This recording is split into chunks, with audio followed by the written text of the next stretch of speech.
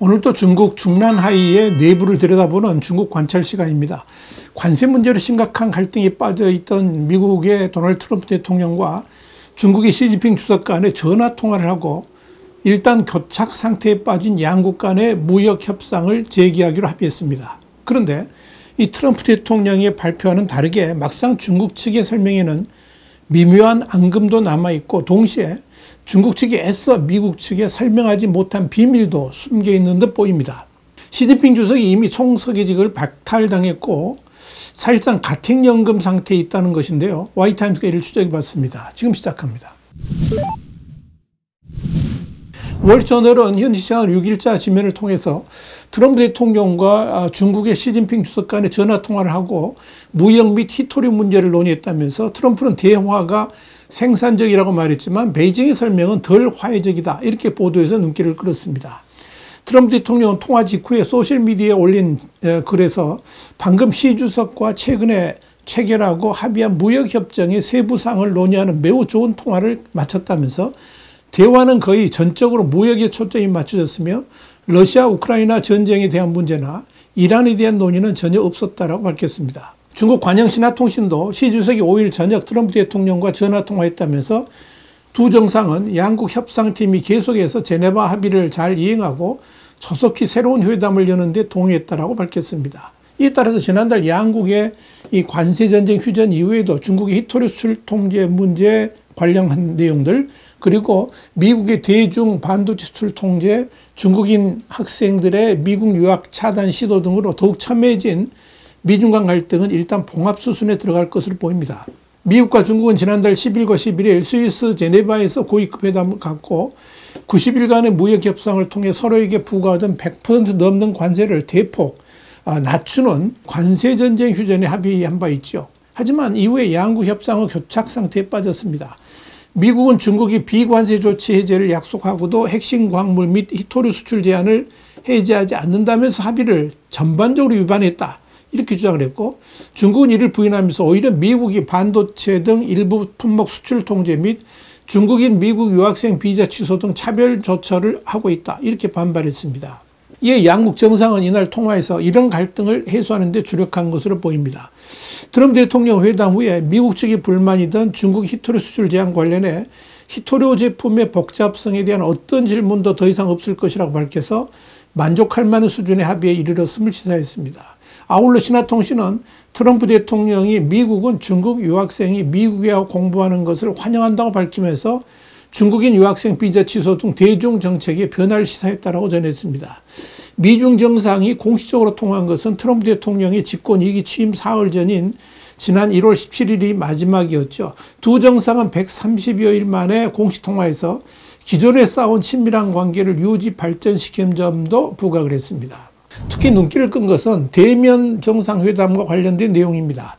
트럼프 대통령이 이날 트루스 소셜 게시글 해서 시 주석은 통화 도중 고맙게도 영부인과 나의 중국 방문을 초청했으며 나도 이에 화답했다라고 적어서 시 주석의 초청에 대해 자신도 시 주석의 미국 방문을 초청했음을 내비쳤습니다. 이어 프리드리히 메르츠 독일 총리와 백악관 집무실에서 만난 자리에서 트럼프 대통령은 나는 어느 시점에 중국을 방문할 것이고 시 주석도 여기에 올 것이다 이렇게 말했습니다. 반면 여기에 대해서 신화통신은 시 주석은 트럼프 대통령이 다시 중국을 방문하는 것을 환영을 했고 트럼프 대통령은 진심 어린 감사를 표했다 이렇게만 보도를 했습니다. 이와 함께 신화통신은 시 주석은 이날 통화에서 대만 문제와 관련해서 미국은 응당 신중하게 대만 문제를 처리하고 극소수 대만 독립 분열 분자가 중미 양국을 충돌과 대결의 위험한 지경으로 끌고 들어가는 것을 피한다라고 언급했다 이렇게 전했습니다. 신화통신은 또 트럼프 대통령이 미국은 계속해서 하나의 중국 정책을 집행할 것이라고 말했다 이렇게 보도했습니다. 하지만 트럼프 대통령 이날 트루스 소셜 게시글에서 대만 문제가 이날 통화에서 논의됐는지에 대해서는 언급하지 않았습니다. 히토리 관련 문제에 대해서도 미국과 중국 측의 발표 내용이 상당히 달랐습니다. 월저널은 트럼프 대통령은 미국 측 협상단에는 스콧 베선트 재무장관, 하워드 러트닉 상무장관, 제미슨 그리어 미국 무역대표부 대표가 참여할 것이라고 밝혔는데, 러트닉이 미국 협상팀에 합류한 것은 베이징이 수출 통제를 감독하는 내각 구성원과 원하는 소통 채널을 확보했다는 걸 시사한다면서, 이 대화에 대해 부분적으로 상충되는 설명은 트럼프 대통령이 시진핑으로부터 히토리 원소와 기타 중요한 광물에 대한 통제를 완화하겠다는 확고한 약속을 받아냈는지에 대해서는 의문이 제기된다, 이렇게 밝혔습니다.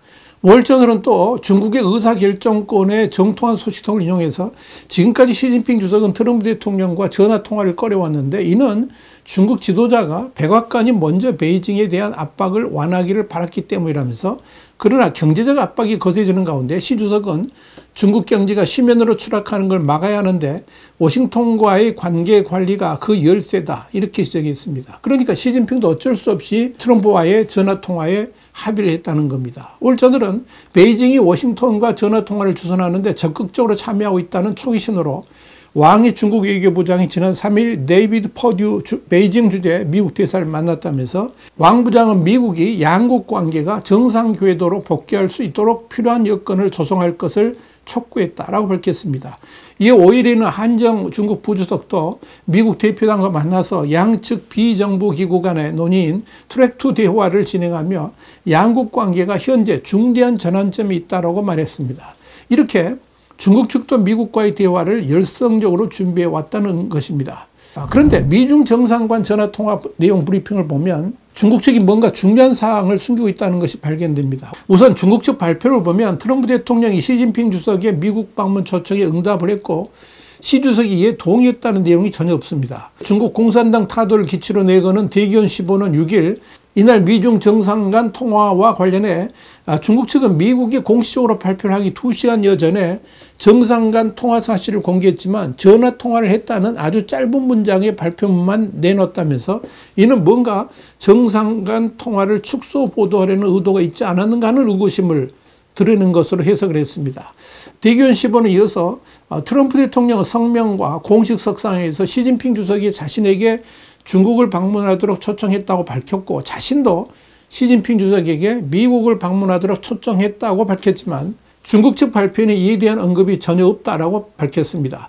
트럼프 대통령은 성명을 통해 시 주석은 통화 중에 영부인과 저에게 중국을 방문해달라는 정중한 초대를 하셨고, 저도 그 초대에 답례했다면서 위대한 두 나라의 지도자로서 우리 모두는 그런 방문을 고대하고 있다고 밝혔습니다. 여기서 의구심이 드는 것은 트럼프 대통령이 SNS는 물론이고 백악관에서 기자들과 만나서 시진핑의 트럼프에 대한 중국 초청과 또 시진핑 부부의 미국 방문 초청에 대해서 상세하게 설명할 정도로 중요한 대화의 성과로 내세웠는데, 왜 중국 측 발표에서는 이런 내용이 부분적으로만 공개되었을까 하는 점입니다.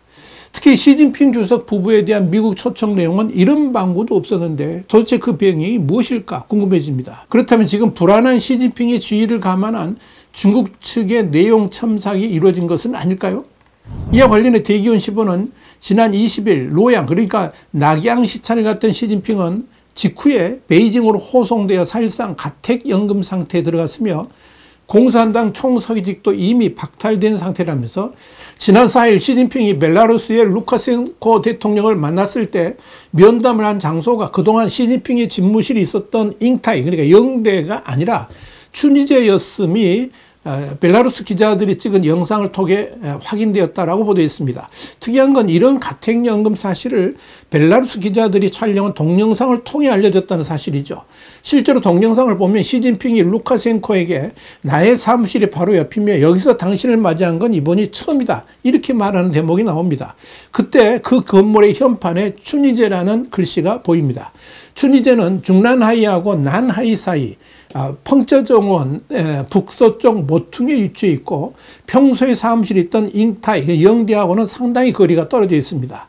여기에 대해서 우리 신문도 추가로 취재를 하고 있는 중입니다만은 대기원 15의 주장을 빌리자면, 이렇게 이미 가택연금 상태로 사실상 주석직은 물론이고 총서기직까지 제대로 수행할 수 없게 된 시진핑이 어떻게 미국을 방문해서 트럼프 대통령을 만난다고 할 수 있었겠느냐 하는 겁니다. 그래서 중국 관영 매체들도 이 부분을 모두 삭제해버렸다 하는 의미입니다. 이렇게 중국은 지금 대혼돈 상태에 있음이 다시 한번 확인된 셈입니다. 화이트하우스 중국 관찰의 추복이었습니다. 감사합니다.